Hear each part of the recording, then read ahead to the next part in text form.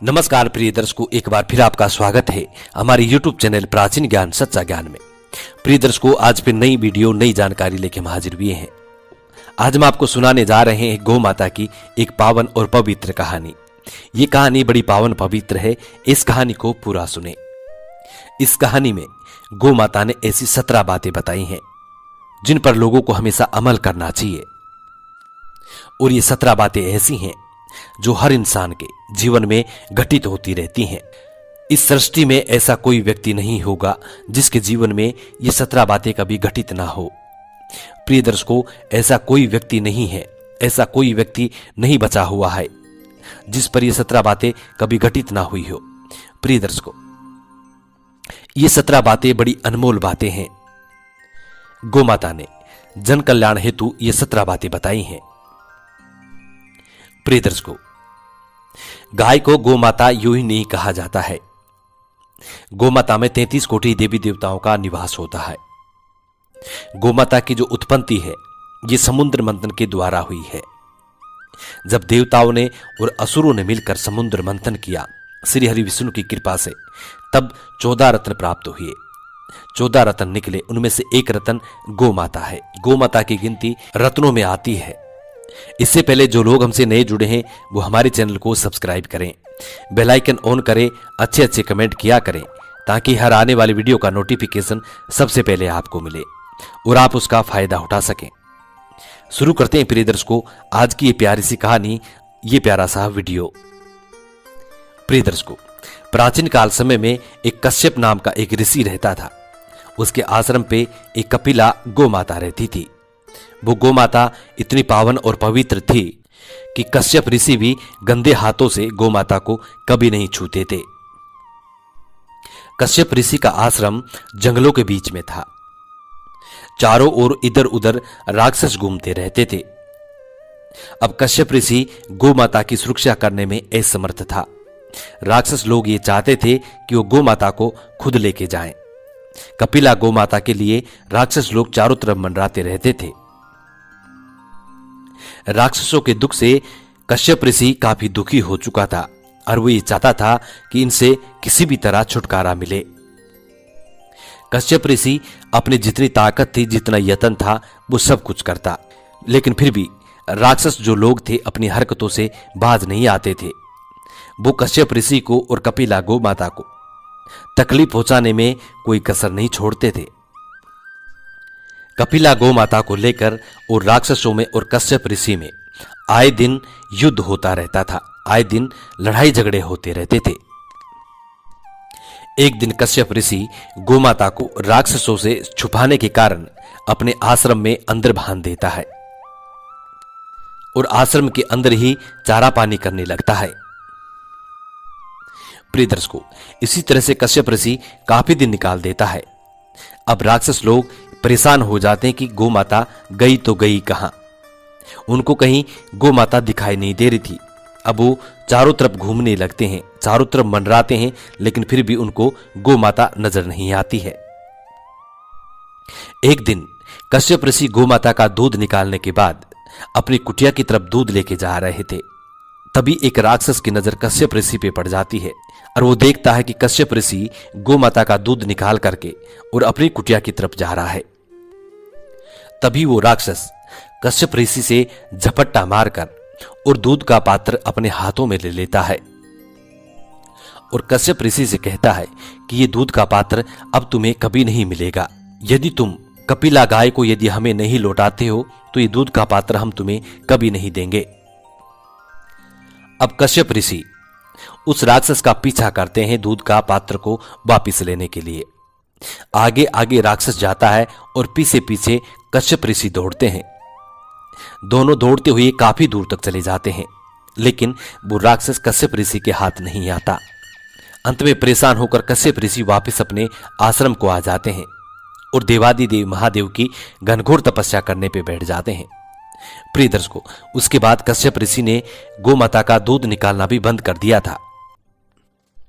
अब कश्यप ऋषि ये चाहता था कि महादेव की कृपा से इस गौ माता को कोई ऐसे स्थान पर पहुंचाया जाए जहां पे ये सुरक्षित रहे। इसलिए वो देवादिदेव महादेव की घनघोर तपस्या करने लगे। एक दिन ऐसा आया कि कश्यप ऋषि की तपस्या से प्रसन्न होकर देवादिदेव महादेव कश्यप ऋषि के समक्ष आते हैं और उनको दर्शन देते हैं। तब कश्यप ऋषि देवादिदेव महादेव से कहते हैं कि प्रभु, इस कपिला गौ माता की मैं सुरक्षा करने में असमर्थ हूं और मैं ये चाहता हूं कि कपिला गौ माता किसी ऐसे स्थान पर जाए जहां पे ये सुरक्षित रहे। मेरे स्थान पर ये सुरक्षित नहीं है और जितने भी असुर और राक्षस हैं वो कपिला गौ माता को यहां से ले जाना चाहते हैं। इतनी बात कश्यप ऋषि देवादिदेव महादेव से कहते हैं। तब महादेव कहते हैं कि तुम्हें गौ माता की चिंता करने की जरूरत नहीं है। गौ माता खुद ही सक्षम है। सभी असुरों को और सभी राक्षसों को पाठ पढ़ाने में गौ माता खुद ही सक्षम है। इसकी चिंता तुम बिल्कुल मत करो और तुम्हारे ही आश्रम में कपिला गौ माता को रहने दो। कश्यप ऋषि कहता है कि ठीक है प्रभु, और देवादिदेव महादेव वहां से अंतर्ध्यान हो जाते हैं। तब से कश्यप ऋषि गौ माता को बाहर अपने चौबारे में बांधने लग गया। गौ माता को चौबारे में बांधता और वहीं पे चारा पानी किया करता। एक दिन इतने सारे असुर और राक्षस वहां पे आ जाते हैं और चारों तरफ से गौ माता को घेर लेते हैं और गौ माता को जबरदस्ती ले जाने की कोशिश करते हैं। तभी गौ माता असुरों से और राक्षसों से कहती है कि मैं तुम्हारे संग नहीं चल सकती। गौ माता कहती है कि यदि तुम लोग मेरी बताई हुई 17 बातों पे अमल करोगे तो एक दिन मैं तुम्हारे साथ जरूर चलूंगी, और यदि तुम इन 17 बातों पे कभी अमल नहीं करोगे तो तुम्हारे संग में कभी नहीं चल सकती। तभी असुर और राक्षस कहते हैं कि ठीक है, आप वो 17 बातें हमें बताइए कि वो 17 बातें ऐसी कौन सी हैं जिन पे हमें अमल करना है। तब गौ माता ये 17 बातें राक्षसों को और असुरों को बताती है। प्रिय दर्शकों, गौ माता बताती है 17 बात। गौ माता कहती है कि पहली बात, गौ माता कहती है कि 3 बातें कभी मत भूलना, प्रतिज्ञा करके, कर्ज लेकर और विश्वास देकर। दूसरी बात, ये 3 बात हमेशा करनी चाहिए। उत्तम के साथ संगीत, विद्वान के साथ वार्तालाप और सहृदय के साथ मैत्री। तीसरी बात, 3 अनमोल वचन। पहला, धन गया तो कुछ नहीं गया, स्वास्थ्य गया तो कुछ नहीं गया, और अगर चरित्र गया तो सब कुछ गया। चौथी बात, 3 से हमेशा घृणा करो, रोगी से, दुखी से और निमन जाति से। पांचवी बात, 3 के आंसू पवित्र होते हैं, प्रेम के, करुणा के और सहानुभूति के। छठी बात, 3 बातें सुखी जीवन के लिए। अतीत की चिंता मत करो, भविष्य का विश्वास ना करो और वर्तमान को व्यर्थ मत बनाओ। सातवीं बात, ये 3 चीजें किसी का इंतजार नहीं करती, समय, मौत और ग्राहक। आठवीं बात, 3 चीज जीवन में एक बार मिलती हैं, मां, बाप और जवानी। 9वीं बात, 3 चीज पर्दे योग्य हैं, धन, स्त्री और भोजन। 10वीं बात, 3 चीजों से सदा सावधान रहना चाहिए, बुरी संगत, पराई स्त्री और निंदा।